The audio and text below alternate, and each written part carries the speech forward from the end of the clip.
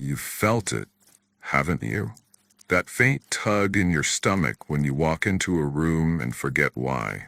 That sudden pressure behind your eyes when you realize the clock just skipped a full minute. That crawling sensation in your spine when a stranger says something you swear you've heard before.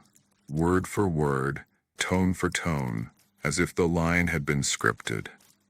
You've always been in the game. You just weren't meant to know.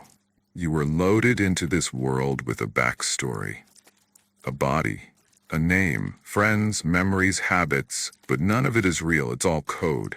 Text, files. Your birth certificate is a template.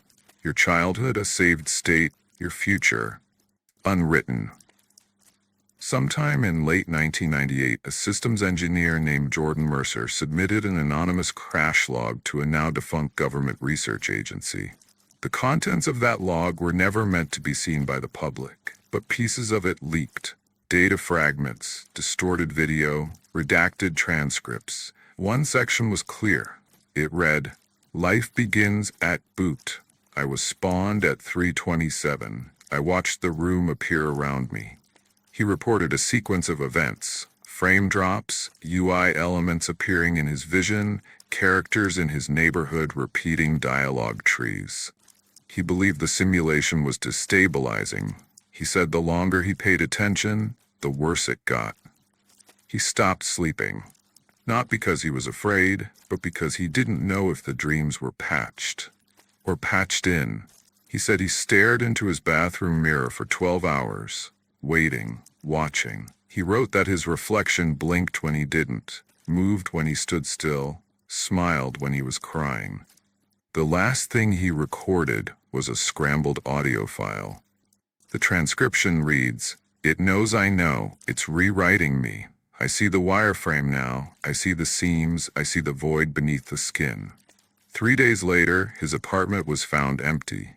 Lights on, water running. No signs of forced entry. Every window covered in aluminum foil, and every wall marked with the same phrase, "There is no version of you that is free." Let me ask you a question. Be honest. Have you ever reached the edge of your world? I mean the literal edge. A hallway that loops, a road that doesn't end, a building that never opens. Have you walked far enough to notice the terrain starts to repeat?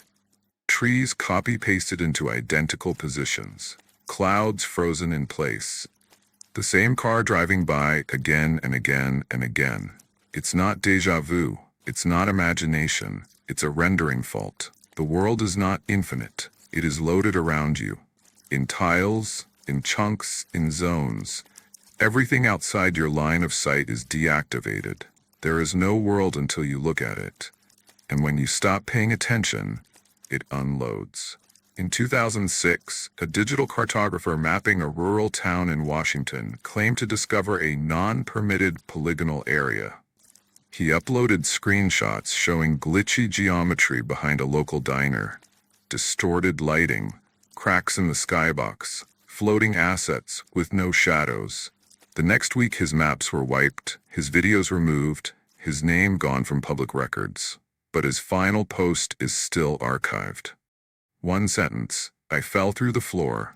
I landed outside the build. It's empty. All of it." You were not designed to reach the limits. You were meant to stay in the safe zones. Live your loop. Follow the script. Go to school. Go to work. Buy groceries. Sleep. Repeat.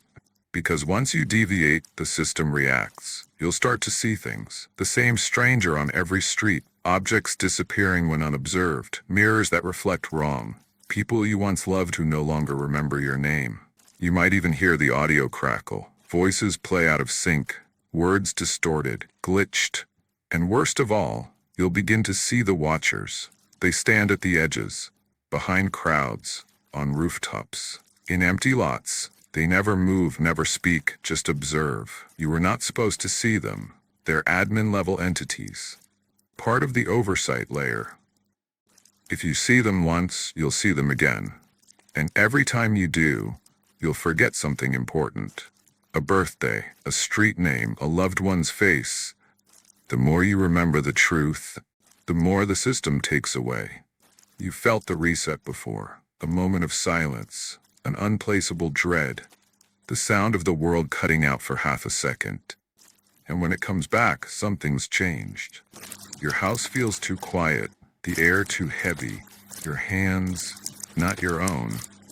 You look in the mirror and the reflection doesn't blink. Not because it's broken, because it's waiting. The game is watching you now. There is no pause button. There is no save file. There is no main menu. You cannot leave. But sometimes, just sometimes, if you glitch yourself enough, break enough logic, disobey enough triggers, you can reach the outer layer, where the texture ends, where the geometry collapses, where the music stops. And there, if you listen closely, you might hear it. Not a voice, not a system, but the player. The real player. The one holding the controller. The one whose game this truly is.